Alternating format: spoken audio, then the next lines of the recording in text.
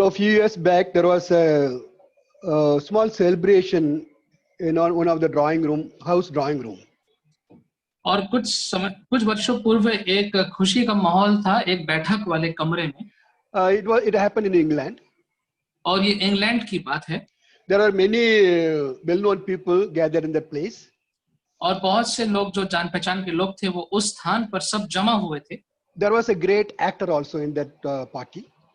और उस पूरी पार्टी में एक बहुत माना हुआ नायक भी मौजूद था. So people asked him to recite something for them. तो लोगों ने उससे कहा कि आप हमारे लिए कुछ बोलिए. He consented, but asked him, what do you want me to recite? तो उसने कहा ठीक है. फिर उसने कहा कि आप बताइए मैं आपके लिए क्या बोलूं. And after a moment of silence, one old clergyman got up and said, "Can you recite Psalm 23 for us?" तो उसके बाद एक जो चर्च का एक व्यक्ति था वो खड़ा हुआ बुजुर्ग व्यक्ति और उसने कहा कि आप हमारे लिए भजन 23 बोल सकते हैं. He blinked for few seconds and then he said, "Okay, I will recite that psalm, but in one condition. After I finish, you will be doing the same." तो उसने कहा ठीक है.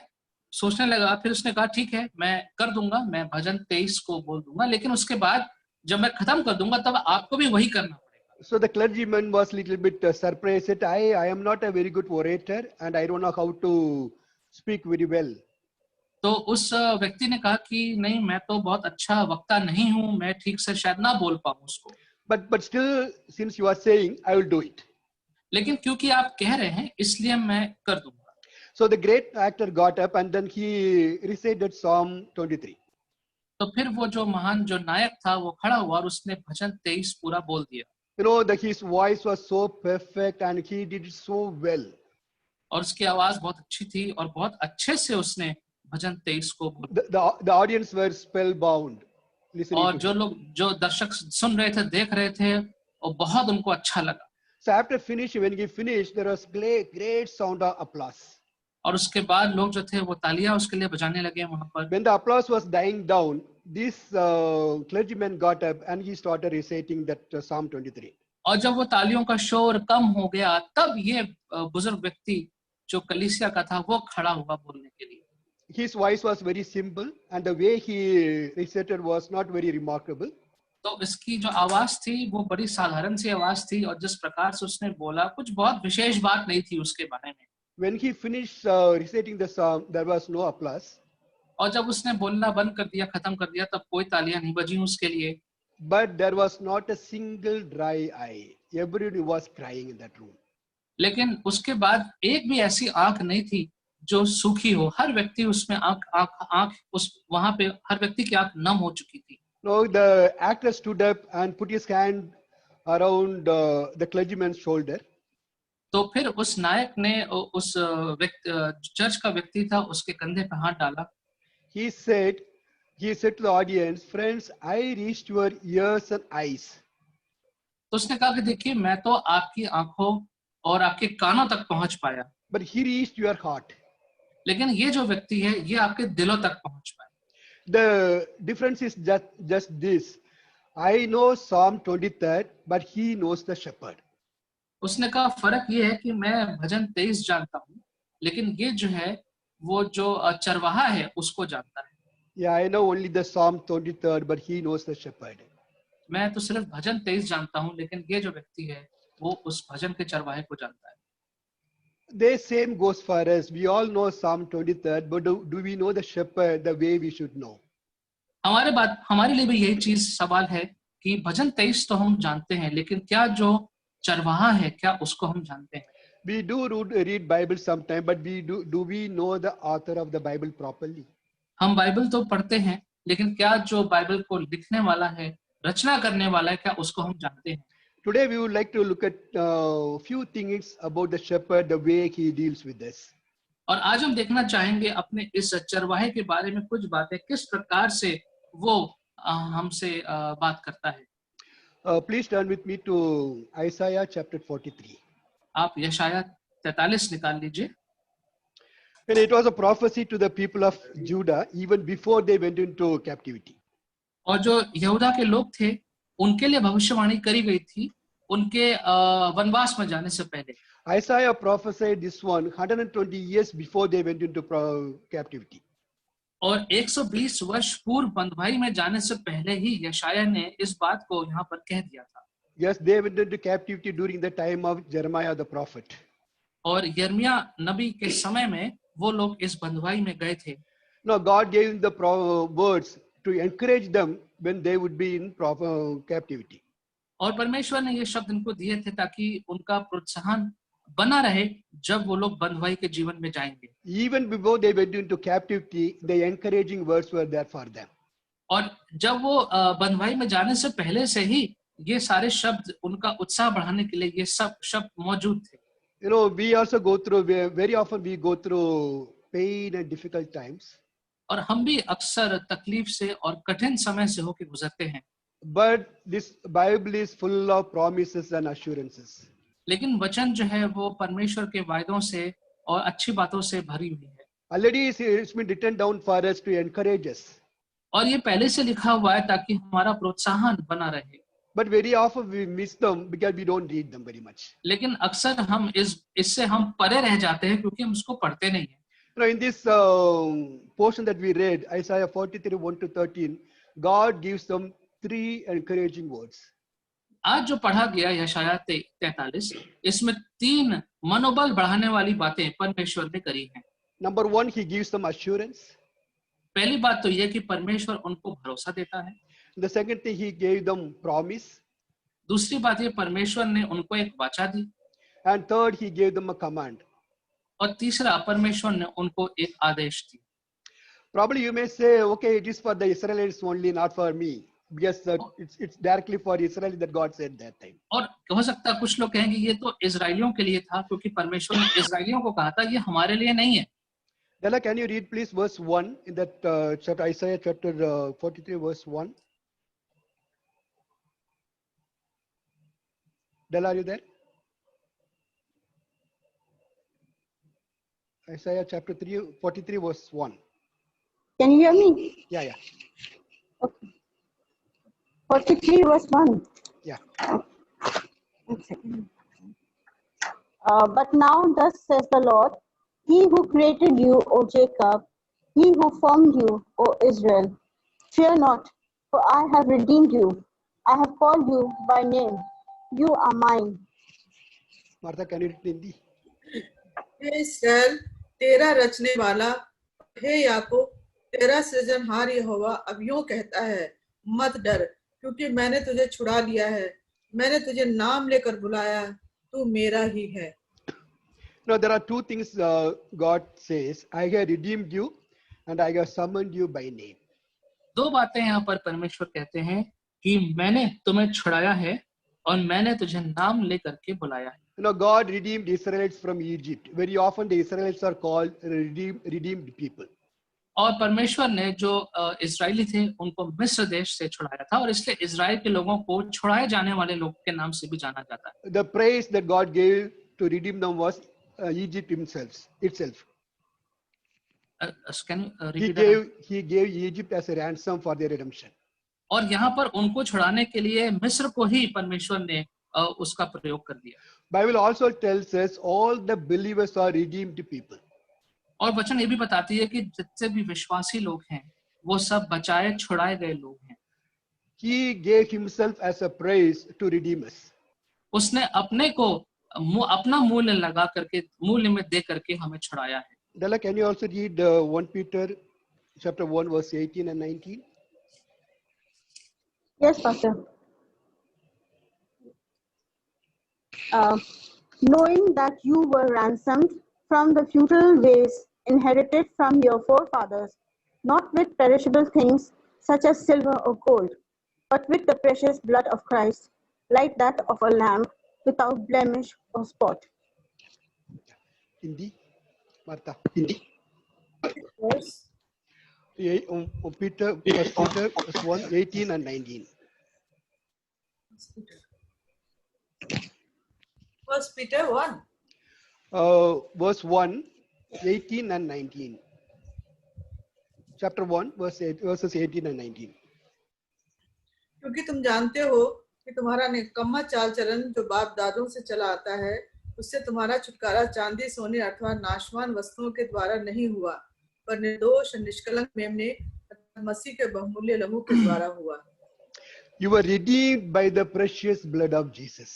और तुम्हारा छुटकारा जो है वो प्रभु यीशु मसीह के So- अमूल्य लहू से हुआ है।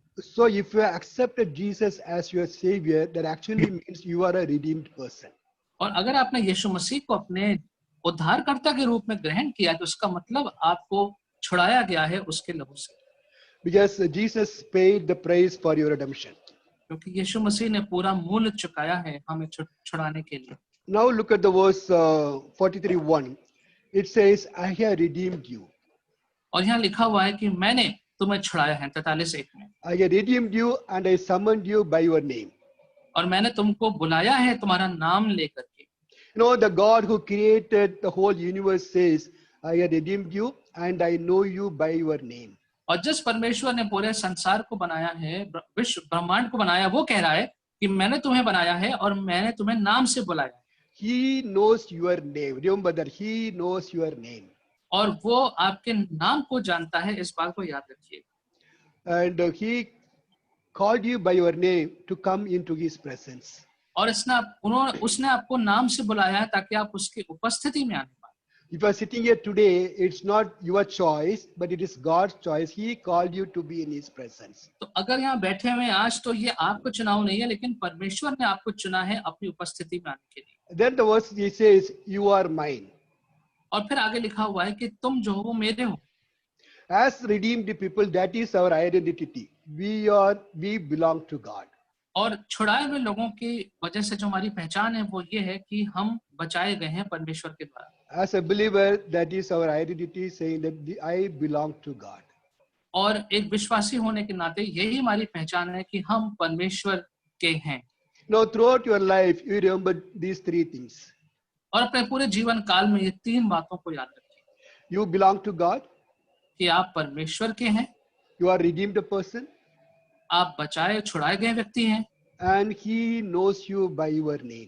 और वो आपको आपके नाम से जानता है। So all the assurance and the promises, command that are given in the Bible is for us. और इसलिए जितने भी भरोसे की बातें, जितने भी वायदे परमेश्वर ने किए हैं वचन में, वो सब हमारे लिए हैं। Yeah, because it's meant for us. We are the redeemed people. क्योंकि वो सब हमारे लिए है, हम ही वो लोग हैं जो छुड़ाए और बचाए गए। Now look at the three things the God prophesied. Number one, assurance. अब देखते हैं उन तीन बातों को जो परमेश्वर ने यहाँ पे कही है, जिसमें पहली बात है भरोसा। God gave the two assurance in that chapter. परमेश्वर ने यहाँ पर दो भरोसे लोगों को दिलाए। Number one, it was found in verse 1. But now this is what the Lord says. He who created you, O Jacob. और यहाँ पर हम पहले पद में देखते हैं, पहला भरोसा की लिखा हुआ है, याकूब परमेश्वर जिसने तुम्हें बनाया है। The first assurance God says is, it is the one who created you speaking to you.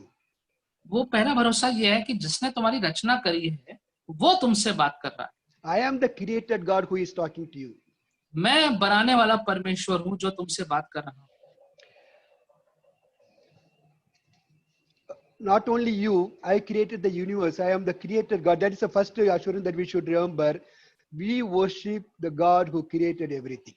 और न केवल आप, लेकिन वो परमेश्वर जिसने संसार को बनाया है, इसलिए हम उस परमेश्वर की आराधना करते हैं जिसने पूरे संसार को बनाया है। Shweta, can you please read verses 10, 11 and 13? 43, Isaiah 43. Shweta? Yes, Isaiah 43, 10, 11. 10, You are 11, my and- witnesses. 10, 11 and 13, yeah. Yeah, that's right. You are my witnesses, declares the Lord, and my servant whom I have chosen, so that you know and believe me and understand that I am He. Before me no God was formed, nor will there be one after me. I, even I, am the Lord, and apart from me there is no Savior. Yes, and from ancient days I am He. No one can deliver out of my hand. When I act, who can reverse it? Martha, can you read in Hindi, please?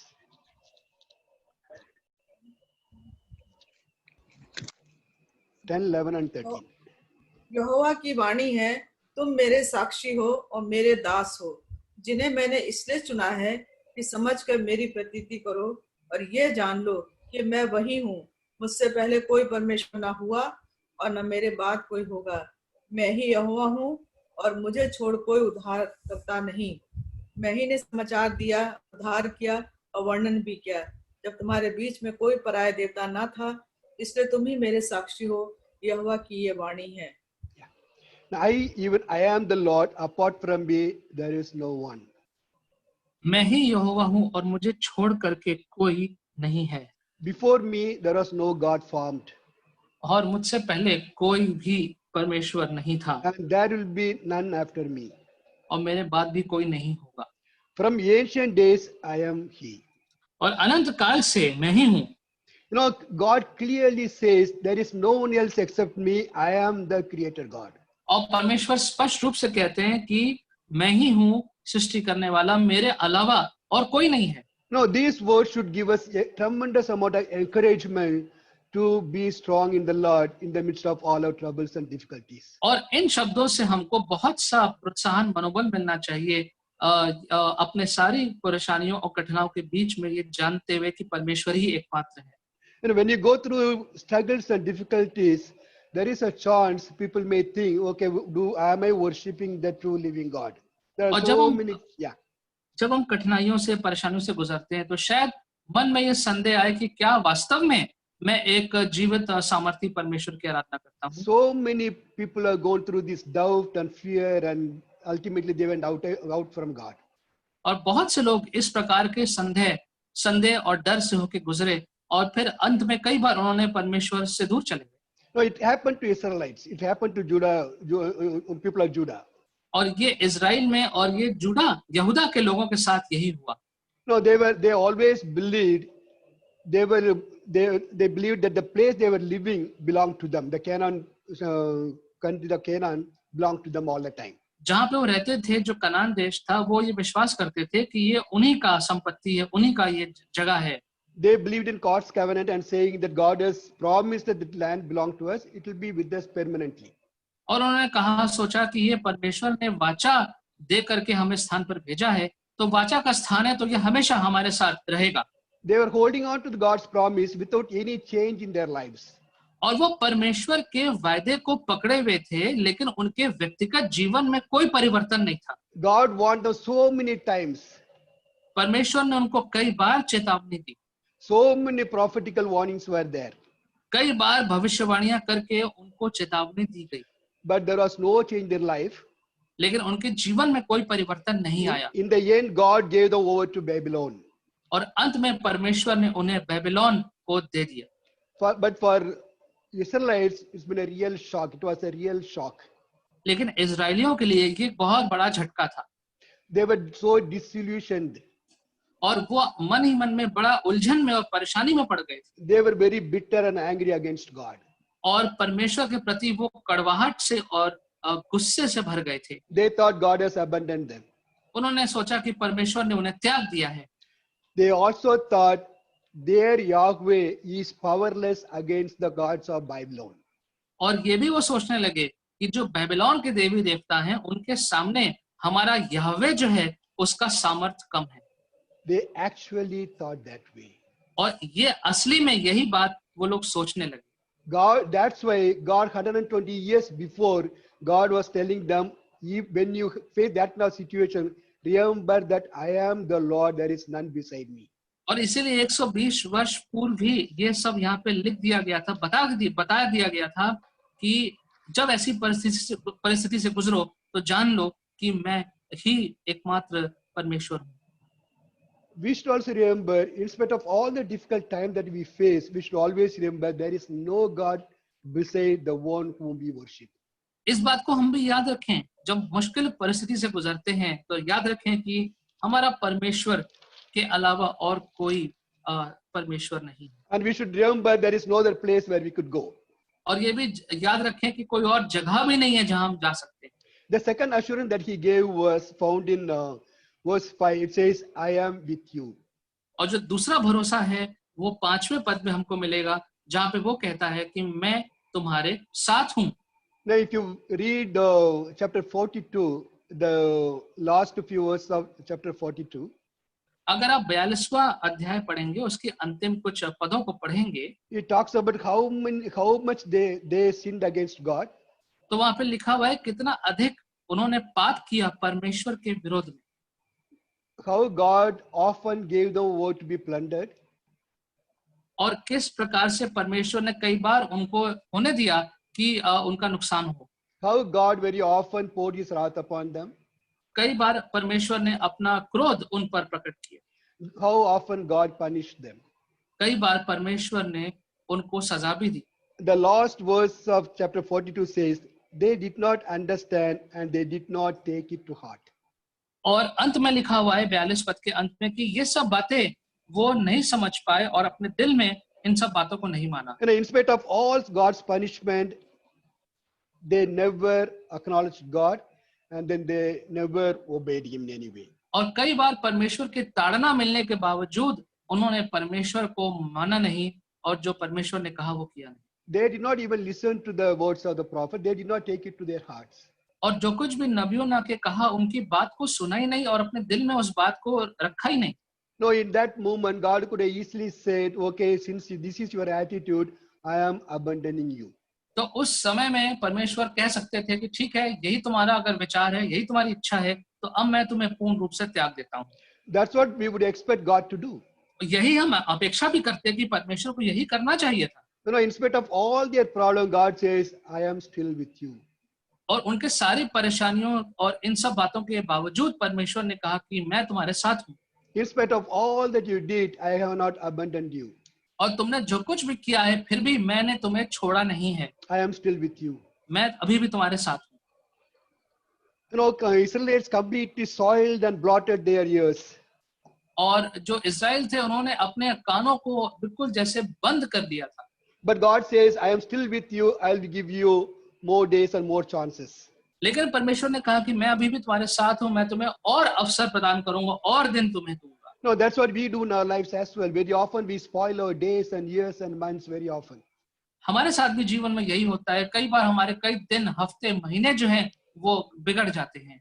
Sometimes we feel guilty about the thing that we कभी-कभी हमें are उसके wasting our बारे time. में उसके बारे में हमें बुरा ग्लानि होती है। But God's assurance is that I am with you. In spite of all that you did, I am still with you.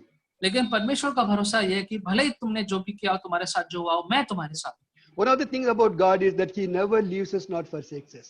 एक चीज जो परमेश्वर के बारे में है वो ये कि वो कभी छोड़ता नहीं है, कभी त्यागता नहीं। We do a lot of mistakes, lot of wrong things in our lives. कई बार हम जीवन में अपने गलत काम करते हैं, But when we repent and come back to Him, He is always there to receive us. लेकिन जब पश्चाताप करके वापस लौटते हैं तो हमेशा उपस्थित रहता है हमको वापस लेने के। So this assurance is, I am the Creator God and I am with you. तो ये जो भरोसा है वो ये है कि मैं सृष्टि करने वाला परमेश्वर हूँ और मैं तुम्हारे साथ हूँ। We should always remember that the God who created is with us, and He will be always with us. और इस बात को हमेशा याद रखें कि परमेश्वर जिसने हमारी सृष्टि करी है वही हमारे साथ। The second assurance that He gives us promise. और जो दूसरा भरोसा हमको परमेश्वर देते हैं वो ये है कि वो हमसे वायदा करते हैं। Verse 2 says, when you pass through the water, I will be with you. और दूसरा पद में लिखा है कि जब तुम पानी में से होकर गुजरोगे तब मैं तेरे संग रहूंगा। When you pass through the rivers, they will not sweep over you. और जब तू नदियों में होकर चलेगा तब तुझे डुबा ना सकेंगे।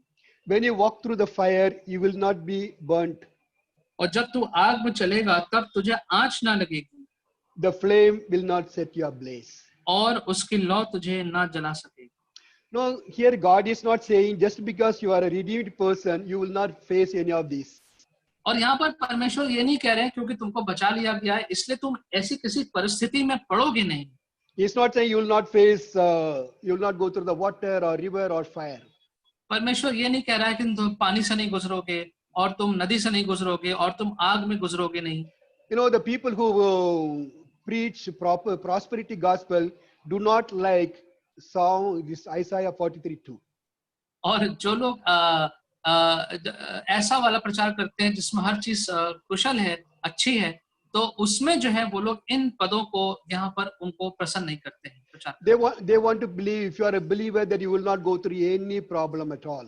और वो चाहते हैं कि आप ये विश्वास करें कि आप विश्वासी हैं तो आप किसी भी परेशानी से नहीं गुजरेंगे, And if you are going through any problem, then you are not a believer. और अगर आप किसी परेशानी से गुजर रहे हैं इसका मतलब आप विश्वासी नहीं। But if you go through the Bible, there are so many children of God went through so many difficult times. लेकिन आप वचन में देखेंगे तो पाएंगे बहुत से परमेश्वर के जो लोग थे, संतान थे, वो बहुत मुश्किल समय परिस्थितियों से गुजरे, But what they experienced was God's presence in their life.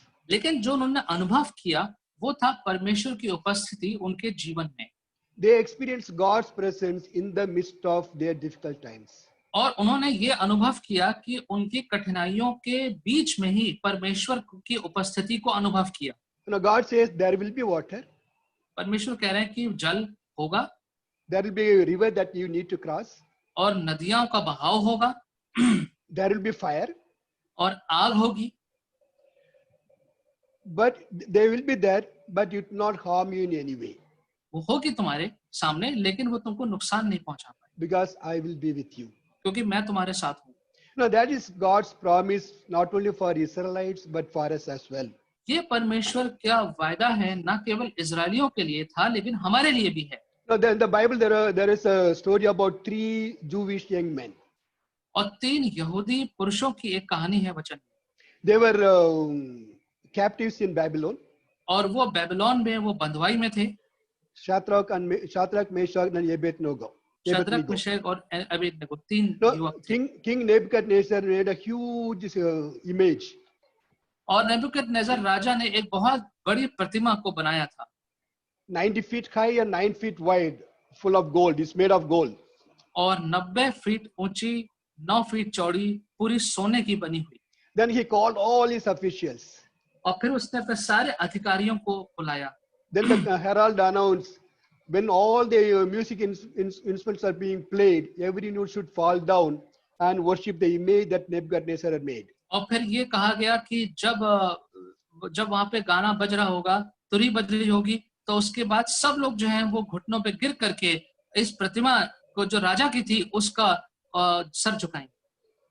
The instruments were played, और यंत्रों को बजाया गया, and all the people fell down and worshipped that image, और सब लोग घुटनों पे गिर करके उस मूर्ति की आराधना करने लगे, except 3 Jewish young men. और इन 3 यहूदी युवकों को छोड़कर। And the king was very, very angry with them.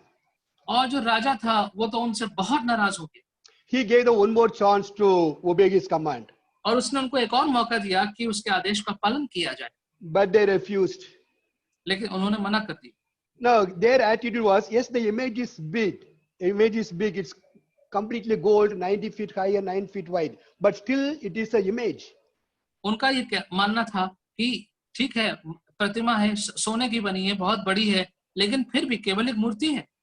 You can make an image as big as you want, but still it will be an image. It cannot become a god. अब तुम किसी मूर्ति को चाहे जितना बड़ा मूर्ति बना दो, लेकिन वो मूर्ति ही रहेगी, वो परमेश्वर का स्थान नहीं ले सकती। King was so angry and ordered the furnace to be heated 7 times more. जो राजा था वो बहुत नाराज हो गया, क्रोधित हो गया, और उसने कहा कि जो भट्टी थी उसको 7 गुना और आग तेज कर दी जाए। They bound these 3 men and threw them into the fire. उन तीनों लोगों पुरुषों को बांध करके उन्हें उस भट्टी में झोंक दिया। The moment they fell into the fire, the king leaped up and he said, I see 4 men walking through the fire. और जब उनको भट्टी में डाल दिया गया तो राजा ने अपने स्थान पे वो कूद गया और उसने देखा और कहा कि मैंने तो यहाँ पे 4 लोग मुझे दिखाई पड़ रहे हैं भट्टी के अंदर। No, God literally kept his word. परमेश्वर ने यहाँ पे पूर्ण रूप से अपने शब्द को बना के रखा। God did not stop them from falling into the fire, परमेश्वर ने उनको आग में गिरने से नहीं रोका, but he was inside the fire. लेकिन वो खुद उनके साथ उस आग में थे। That is what God says, when you go through the fire, I will be with you. और इसलिए परमेश्वर ने कहा कि जब तुम आग में से गुजरोगे तो मैं तुम्हारे साथ। When you go through the difficult times, remember God is always with you. जब कठिन परिस्थितियों से गुजरते हैं तो याद रखें कि परमेश्वर आपके साथ है। When God walked with them, they did not feel the heat of the fire. जब परमेश्वर उनके साथ उस भट्टी में था तो उन्होंने इस भट्टी की गर्मी को नहीं महसूस किया। Their robes were not scorched. उनके जो कपड़े थे वो नहीं जले। and there was not even a smell of fire on their body और उनके शरीर पर आग की कोई बू भी नहीं आ रही थी, because God was with them. क्योंकि परमेश्वर उनके साथ थे। Fire had no effect on them. आग का उन पे कोई असर नहीं हुआ। No, we may go through a lot of troubles and difficult times, but always remember, God is with you. He will always bring you out of it. और बहुत से कठिन परिस्थितियों से गुजर सकते हैं, लेकिन जान लीजिए कि परमेश्वर आपके साथ है हमेशा, और वो आपको उस परिस्थिति से बाहर निकालेगा। His promise is, when you walk through the water and cross the river and go through the fire, I will be with you. उसका वचन ये है कि जब तुम पानी से, नदी से, आग से गुजरोगे तो मैं तुम्हारे साथ हूँ। The second promise that God gave them is found in verse 3. I will give Egypt for your ransom, Cush and Seba in your stead. और जो अगला उनको परमेश्वर ने वचन दिया वो ये था, अंकल विच वर्स? Verse 3. कि क्योंकि मैं यहोवा तेरा परमेश्वर हूँ, पवित्र है, मैं तेरा उद्धार करता हूँ, तेरी छुड़ौती में मैं मिस्र को और तेरे बदले कुश और सबा को देता हूँ। No, Israelites were taken captive to Babylon. जो इस्राएल थे उनको बंधुआ बना करके बेबीलोन ले जाया गया। After 70 years, the Persians came and captured Babylon and set Israelites free. और 70 साल के बाद जो पर्शिया देश था वहां के लोग आए और फिर उनको छुड़ाया। But before they captured the Babylon, they had to defeat Egypt and Cush. लेकिन बेबीलोन को हराने से पहले कुश और मिस्र को उनको हराना था। And someone read please Isaiah chapter 45 verse 13 and 14. I don't know whom I gave this verse. I gave it to somebody. Isaiah chapter 45 verses 13 and 14. If anybody has opened, and please read. I will raise up Cyrus in my righteousness. I will make all his ways straight. He will rebuild my city and set my exiles free, but not for a price or reward, says the Lord Almighty. This is what the Lord says. The products of Egypt and the merchandise of Cush and those all tall Sabians, they will come over to you and will be yours.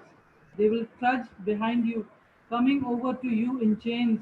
They will bow down before you and plead with you, saying, surely God is with you, and there is no other God. Yeah, Martha.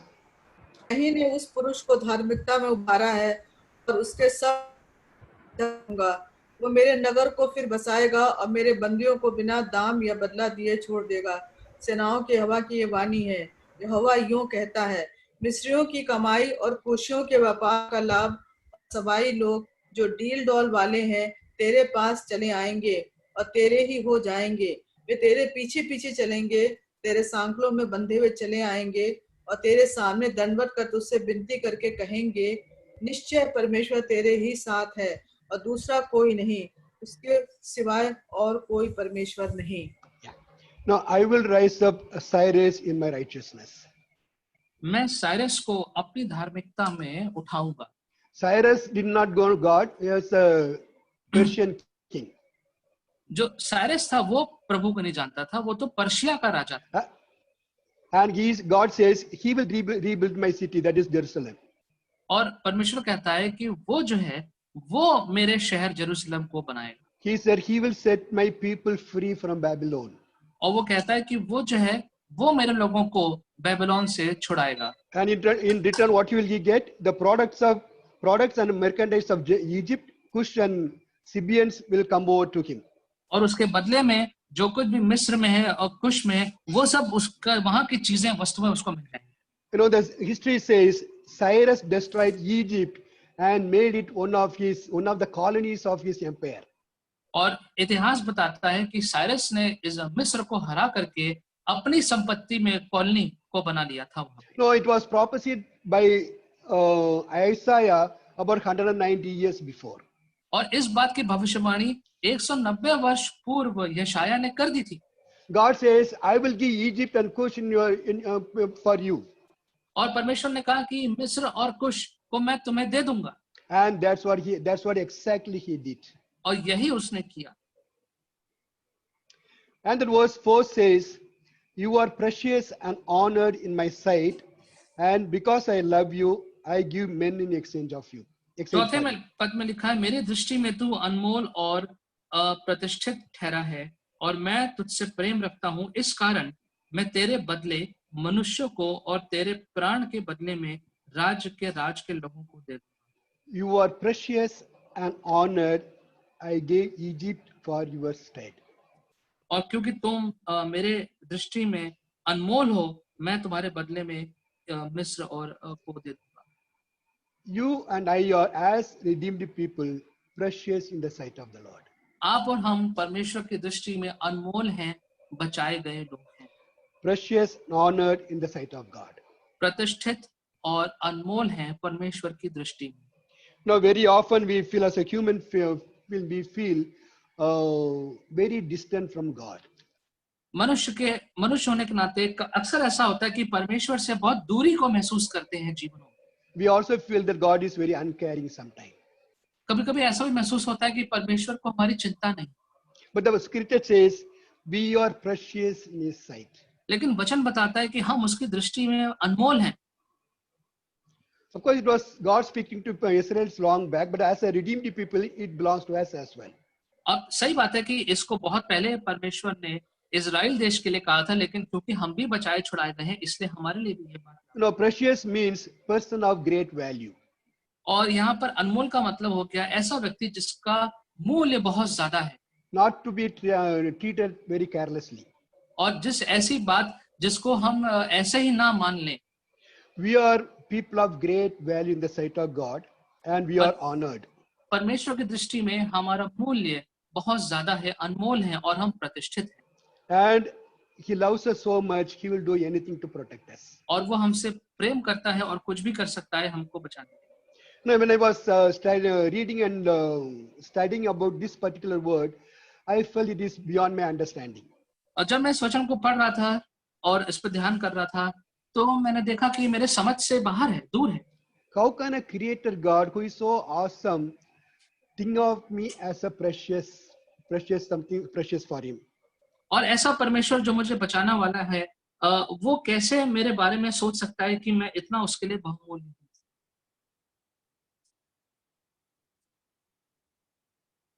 But that's what the Bible says.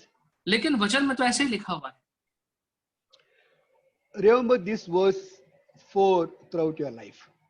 चौथे पद को अपने जीवन में हमेशा याद रखिएगा। You can write it down somewhere. कहीं इसको लिख भी सकते हैं। Whatever may be the situation and circumstances. जो भी परिस्थिति हो आपके सामने जीवन में, If you are a child of God, you are precious, honored in the sight of God. अगर आप परमेश्वर की संतान हैं तो उसकी दृष्टि में आप अनमोल हैं और प्रतिष्ठित हैं। Then He gave commands. फिर उसने कुछ आदेश भी दिए, निर्देश भी दिए। Anu, can you read please verse 1 and 5? 1 and 5. Yeah. Okay, uncle. But now this is what the Lord says. He who created you, Jacob, he who formed you, Israel, do not fear, for I have redeemed you. I have summoned you by name, you are mine. Do not That's be fine, yeah. afraid. Yeah. Do not be afraid, for I am with you. I will bring your children from the east and gather you from the west. Yes. Martha, can you read it please? हे इस्राएल तेरा रचने वाला और हे याकूब तेरा सृजनहार यहोवा अब यूं कहता है, मत डर, क्योंकि मैंने तुझे छुड़ा लिया है, मैंने तुझे नाम लेकर बुलाया है, तू मेरा ही है। Do not fear and do not be afraid. मत भयभीत हो, मत डरो। No, these two sentences comes in the Bible about 87 times. ये दो जो वाक्य हैं करीबन 87 बार वचन में आते हैं। About 90% of the time, it was spoken by God. और करीबन 90% बार इसको परमेश्वर ने कहा। God spoke to His children, परमेश्वर ने अपने बच्चों से कहा, a small group of people, और छोटे समूह में कहा, and sometimes to a nation. और कभी-कभी पूरे देश से भी इस बात को कहा। You know, very often it comes as a command. और कई बार ये जो बात है वो एक आदेश के रूप में आती है। It is not a request, it's a command. Do not be afraid. और ये जो है एक निवेदन नहीं है, लेकिन ये आदेश है कि मत डर। Why? Because I am with you. क्यों? क्योंकि मैं तेरे साथ हूं। God does not expect you to be afraid when He is with you. अगर परमेश्वर आपके साथ है तो वो ये चाहता है कि तब आप ना डरें। You know, Jesus rebuked his disciples when they were afraid seeing the wind and the waves. पर यीशु मसीह ने अपने चेलों को डांटा जब उसने देखा कि उस तूफान को देख करके उसके चेले उस नाव में डर रहे थे। He rebuked them, saying, "Why were you afraid?" उसने उनको डांटा और कहा कि तुम क्यों डर रहे थे। What he meant was, when I am with you, why were you afraid? वो ये कह रहा था कि जब मैं तुम्हारे साथ हूँ तब क्यों डर रहे थे। Now, if you are a child of God, then you have nothing to be afraid of. अगर आप परमेश्वर की संतान है तो आप किसी भी बात से डरने की आवश्यकता नहीं। No, fear is something to do with your faith. पर जो भय है उसका संबंध जो है वो आपके विश्वास के साथ है। When your faith takes wings, fear sets in. जब आपका जो विश्वास है वो ढीला पड़ता है तब वहां पर भय आ जाता है। You know, God says, "Do not be afraid, I am with you." परमेश्वर ने कहा कि मत डर क्योंकि मैं तेरे साथ हूँ। But the thing is, you need the faith to believe God's word. लेकिन उसके लिए विश्वास चाहिए परमेश्वर के वचन को विश्वास करने के लिए। If you don't grow in your faith, you will not be able to trust God's word. अगर आप अपने विश्वास में बढ़ेंगे नहीं तो परमेश्वर के वचन पर भरोसा नहीं कर पाएंगे। You will be always living in fear. हमेशा भय में ही रहेंगे। You know, Romans chapter 10 verse 17 says, Romeo 10:17 में लिखा है faith comes from hearing the message. कि विश्वास जो है वो वचन सुन के आता है The message is heard through the word of Christ. और जो संदेश है वो प्रभु यीशु मसीह के शब्दों के द्वारा आता है। You need to hear God's message in order to grow in your faith. परमेश्वर के संदेश को सुनना आवश्यक है ताकि हम अपने विश्वास में आगे बढ़ें। That message is found in the words of God. और ये संदेश जो है वो परमेश्वर के ही शब्दों में आपको मिलेगा। Again, we come back to the same thing. We need to read God's word regularly. और इसीलिए वापस हम इसी बात पे आते हैं कि परमेश्वर के वचन को नियमित रूप से पढ़ना आवश्यक है। And I have seen so many Christians, so many so-called children of God, never read the Bible. और मैंने कितने मसीहों को देखा है जो कभी वचन नहीं पढ़ते हैं। They pray, but they वो won't प्रार्थना read. करते हैं But they लेकिन won't वचन spend नहीं time. पढ़ते हैं। Yes, but you know, prayer also very often we use it like an ATM. लेकिन प्रार्थना को भी कई बार हम लोग एक एटीएम की तरह प्रयोग करते हैं। We pray only when we need something. जब कुछ चाहिए होता है तभी प्रार्थना करते हैं, Otherwise, we don't pray. नहीं तो हम प्रार्थना नहीं करते। No, the prayer is, it's not just to get everything from God. It is building a relationship with God. प्रार्थना का मतलब ये नहीं होता कि परमेश्वर से हम कुछ मांगते लेते रहें, लेकिन उसके साथ एक संबंध को स्थापित करें। No, God does give us whatever we ask for. और अब ये बात सही है कि जो भी हम मांगते हैं परमेश्वर उसको पूरा करता है। But it is more than that. More than that, it's building a relationship with God. लेकिन प्रार्थना का जो महत्व है वो उससे बहुत ज्यादा है। वो परमेश्वर के साथ एक संबंध स्थापित करने की बात है। So the more the time is spent with Him, the more you build a relationship with God. तो जितना और समय बिताते हैं परमेश्वर के साथ तो और संबंध हमारा बनता है परमेश्वर के साथ। But not only pray, spend time reading your Bible. लेकिन प्रार्थना के साथ साथ वचन को और पढ़ें। You know, very often people only read this daily bread and then pray and go. कई बार लोग जो हैं डेली ब्रेड में कुछ पढ़ लेते हैं, कोई आर्टिकल और बस प्रार्थना करके चले जाते हैं। You know, don't use daily bread as a substitute for Bible. और डेली ब्रेड की तरह जो पढ़ने के सबक हैं उनको वचन से उनका सब्स्टिट्यूट मत करिए। That is not the Bible at all. You have to read the Bible. That's extra. You can spend time reading all other books. तो वो but you आपकी have to बाइबल spend नहीं the है, Bible. वो उसको आप अलग से आप पढ़िए, लेकिन वचन को जो पढ़ना है उसका समय पूरा दीजिए। So if you don't read Bible, God's word, you will not grow in your faith. Please remember that. तो अगर परमेश्वर का वचन नहीं पढ़ेंगे, समय नहीं बताएंगे तो अपने विश्वास में आगे नहीं बढ़ेंगे। If you don't grow in your faith, when the problem comes, you will live in fear. अगर आप विश्वास में आगे नहीं बढ़ेंगे तो जब समस्या आएगी तो हमेशा भय में जीवन व्यतीत करेंगे। You know, God commands you not to be afraid. परमेश्वर आपको आदेश दे रहा है कि ना डरें। To obey that command, you need to grow in your faith. और उस आदेश का पालन करने के लिए हमें विश्वास में आगे बढ़ना है। So to grow in our faith, you have to spend time with God. इसलिए विश्वास में आगे बढ़ने के लिए परमेश्वर के साथ समय बिताना है। There is no shortcut. इसके लिए कोई छोटा रास्ता There नहीं is no shortcut to grow in your faith. और कोई भी छोटा मार्ग नहीं है जिसके द्वारा हम अपने विश्वास में बढ़ने पाए। There is no shortcut to grow in a relationship with God. कोई छोटा रास्ता नहीं है जिसके द्वारा हम जल्दी से परमेश्वर के साथ अपने रिश्ते में आगे You बढ़ have जाएं। you have to sacrifice something else to make time for God's word. और इसलिए किसी न किसी समय की कहीं ना कहीं बलिदान करके आपको समय निकालना पड़ेगा परमेश्वर के साथ बिताने के लिए। So God has given us assurance. परमेश्वर ने हमें भरोसा दिया है, God has given promise, परमेश्वर ने हमें अपना वचन दिया है, and God has given us command. और परमेश्वर ने हमें आदेश भी दिया है। As we live in this difficult time, और जब हम इस मुश्किल समय में जीवन व्यतीत करते हैं, as we go through the water, fire, and the river, और जब हम इस पानी से, इस नदी के बहाव से और आग में से होकर के गुजरते हैं, remember God's encouraging words. तो परमेश्वर के जो ये हमारा मनोबल बढ़ाने वाले शब्द हैं, इनको याद रखें। Remember God is with you all the time. याद रखिए कि परमेश्वर सदैव आपके साथ। Let's pray. आइए हम प्रार्थना करें। आशीष करिए।